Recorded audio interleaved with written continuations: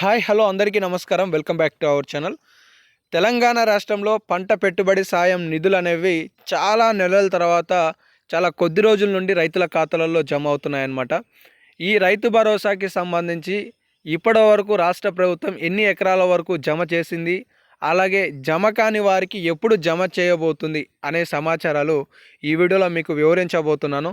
So వీడియోని చివరి వరకు చూసి మీకు ఎంత పట్టా ఉంది, ఆ పట్టాకి ఎప్పుడు రాబోతున్నాయి అనే సమాచారాన్ని స్పష్టంగా తెలుసుకోండి. వీడియోని లైక్ చేయడం మాత్రం మర్చిపోకండి. నా ఇన్ఫర్మేషన్ 100% మీకు నచ్చుతుంది. ఖచ్చితంగా మీ తోటి వాళ్ళకు కూడా షేర్ చేయండి.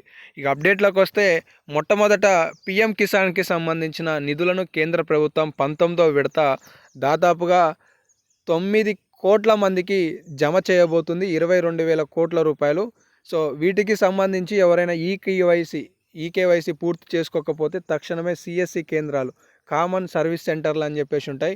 అక్కడ మీరు ఈ ఈకేవైసీని పూర్తి చేసుకునే ప్రయత్నం చేయండి. 24వ తారీఖు నాడు రైతుల ఖాతాలలో 19వ విడతకి సంబంధించిన నిధులు కేంద్ర ప్రభుత్వం జమ చేయబోతుంది.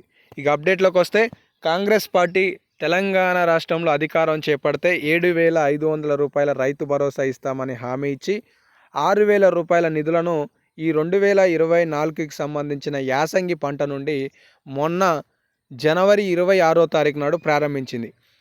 ఈ నిధులకి సంబంధించి ఇప్పటి వరకు మొత్తం 4 విడతల నిధులు అనేవి విడుదల చేసింది.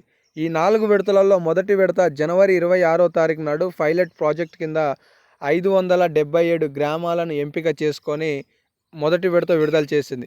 ఆ తర్వాత ఫిబ్రవరి 5, ఫిబ్రవరి 10, ఫిబ్రవరి 12 1 ఎకరం, 2 ఎకరాలు, 3 ఎకరాలకి సంబంధించి రాష్ట్ర వ్యాప్తంగా కూడా 3,487 కోట్ల రూపాయలను రాష్ట్ర ప్రభుత్వం ఇప్పటి వరకు రైతుల ఖాతాలలోకి విడుదల చేసింది.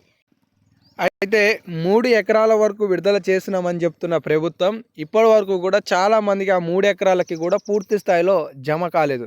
దీనికి గల కొన్ని కారణాలు మనకి వ్యవసాయ శాఖ అధికారుల నుండి తెలిసినది ఏంటి అంటే, ఒక సర్వే నెంబర్లో ఒక 100 ఎకరాలు ఉన్నాయనుకోండి, ఒక సర్వే నెంబర్లో ఒక 50 ఎకరాలు ఉన్నాయనుకోండి, ఈ 50 ఎకరాలకి కంటే కొద్దిగా భూమి ఎక్కువగా ఉన్నట్లు అధికారులు గుర్తించినట్లుగా తెలుస్తుంది. దానికి కారణంగా ఈ సర్వే నెంబర్లో ఉన్న 50 ఎకరాలకి సంబంధించిన రైతు భరోసాని కూడా నిలిపివేసినట్లుగా తెలుస్తుంది. ఇలా రాష్ట్ర వ్యాప్తంగా కూడా 8,500 సర్వే నెంబర్లను ప్రభుత్వం బ్లాక్లో పెట్టింది అనేది తెలుస్తుంది.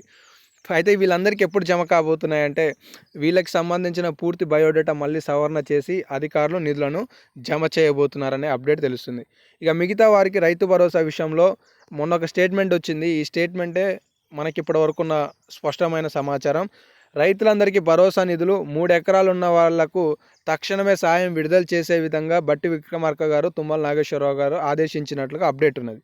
ఇంకొక అప్డేట్ ఏంటి అంటే, రాష్ట్రంలో రైతు భరోసాకి అర్హత సాధించిన వాళ్ళందరికీ కూడా వచ్చే నెల మొదటి వారంలోగా భరోసా సాయం విడుదల చేయాలని ఉప ముఖ్యమంత్రి బట్టి విక్రమార్క గారు, ఆర్థిక శాఖ మంత్రులు, విద్యుత్ శాఖ మంత్రులు, అలాగే వ్యవసాయ శాఖ మంత్రులు తుమ్మల నాగేశ్వరరావు గారు ఆదేశాలు విడుదల చేశారనేది స్టేట్మెంట్ ఇవ్వడం జరిగింది. ఇక్కడ ఇంకొక చర్చనీయాంశమైన సమాచారం ఏంటి అంటే, కేసీఆర్ గారి ప్రభుత్వం ఉంటే మొదటి రోజు 1 ఎకరానికి నిధులు విడుదలైతే రెండో రోజు 2 ఎకరాలకి, మూడో రోజు 3 ఎకరాలకి, ఒకవేళ ఆదివారం వస్తే మళ్ళీ తెల్లారి సోమవారం నాడు అలా విడుదలయ్యాయి. కానీ ఇక్కడ ఒక స్టేట్మెంట్ ఇచ్చారు. చాలా రేర్గా ఇలాంటివి మనం చూస్తాం. ఉదాహరణకు ఒక రైతుకి 4 ఎకరాల భూమి ఉంటే అతనికి వెంటనే 3 ఎకరాల సాయం అందుతుంది.